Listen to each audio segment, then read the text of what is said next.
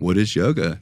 It was what warriors used to prepare themselves. And when they prepared themselves, these static poses and the warrior poses and all that stuff, some of those have feminine qualities to them, right? So in our culture, it'd be like, oh, yeah. That's very woo-woo. Yeah. But if you think about like the warrior 3 pose, you're in that full split lunge position and you're having to basically touch your back leg and then extend this arm all the way out into this deep posture. And I used to even look at that stuff. When I started doing yoga, I did it twice a week at a local gym. I found this yoga, and it was at a Crunch Fitness. It was the only yoga class they had. It was like twice a week.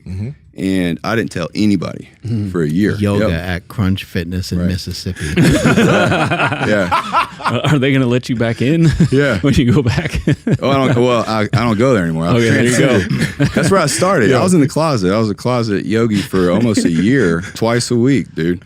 And even through my clinical practice, I'm like, I've always done yoga. I understand. Yoga is just essentially it's an alignment and attunement.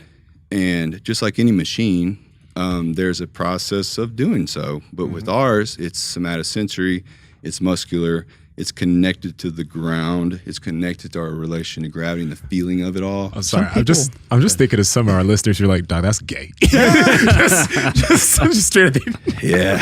But I get what you're saying. I agree with you. It's just like I'm using these practices to train the most savage killers in the world. Yeah. Alan's fighting for a heavyweight bare knuckle fighting championship, and so he's about to take the belt in the bare knuckle world as a former UFC fighter.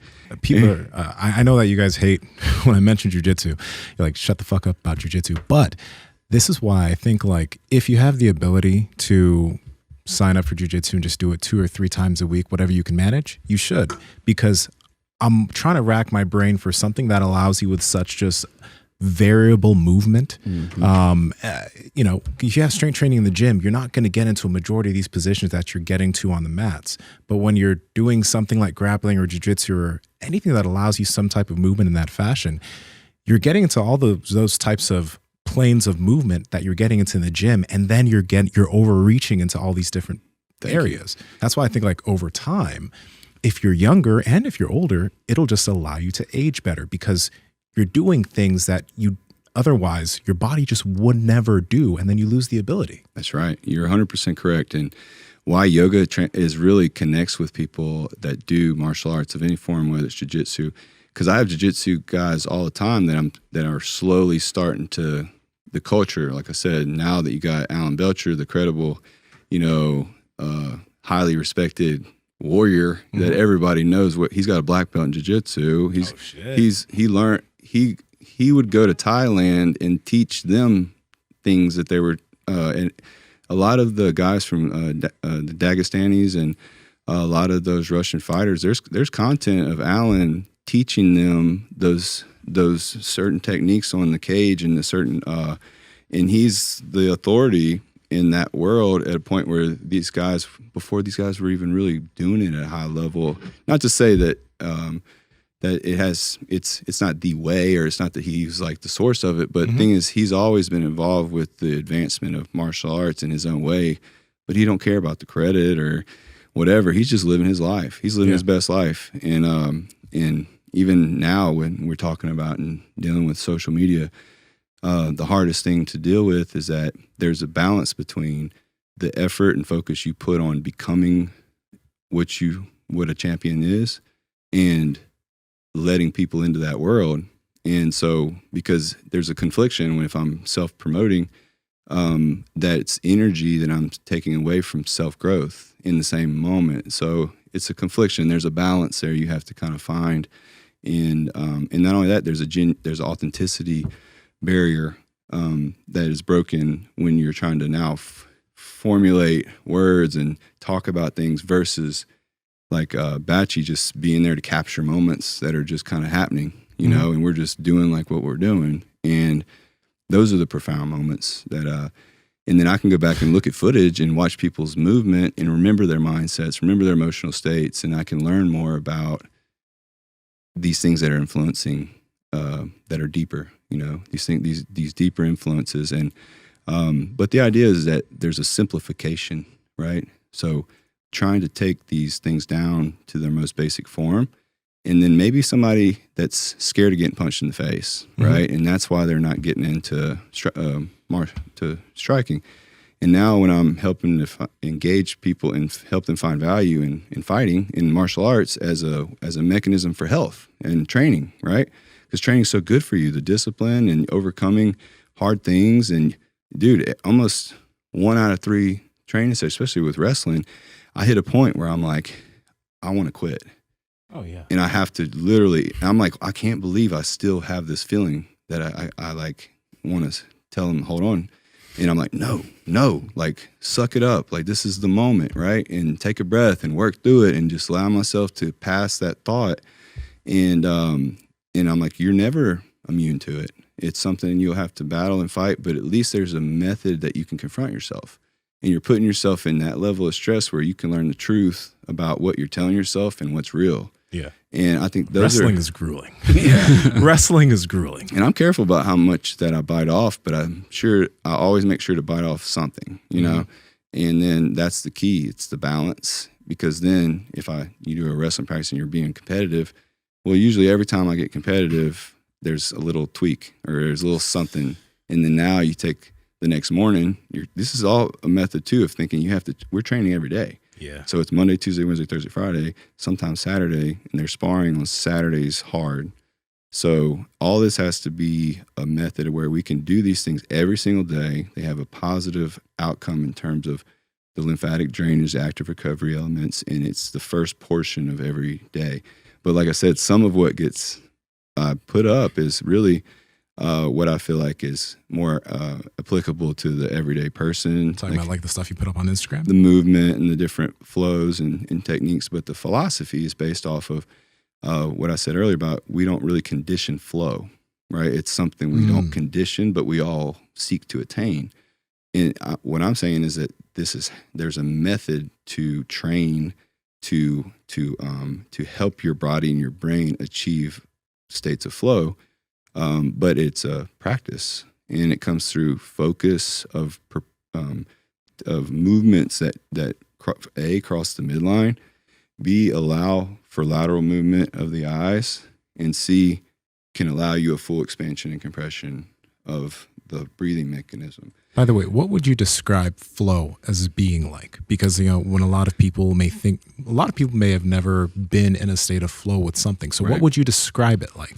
So like we were talking about, Patrick's talking about the mind muscle, and a lot of those isolation to this spot in the body. Mm-hmm. What flow is, it's the central nervous system in the body in its most efficient state, where you're disconnected from the body in a way where I'm going to grab that can, I'm going to put it down, and now there's this trust in now I'm in a place of witness. That's the most efficient state. And that's why I said the spiritual state of consciousness, when we have spiritual experiences, those are flow states that are legitimately, they are flow. It's the same experience. You don't have any inhibition of movement. Your body's just moving and it's doing what it knows how to do at its highest level. It's like you're fully aware of your body and yet unaware of it at the exact same moment. Mm-hmm. So there's a balance between your conscious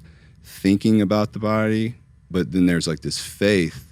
It's actually a faith that it's there, it's efficient. Neurologically, it's when you're not, because the idea is that if I'm in flow, that stops it. Like the recognition of flow itself is the quickest way to stop it. That's the most, right? Yeah, that is, yeah. Right? Yeah. So just think about that. So what is recognizing flow?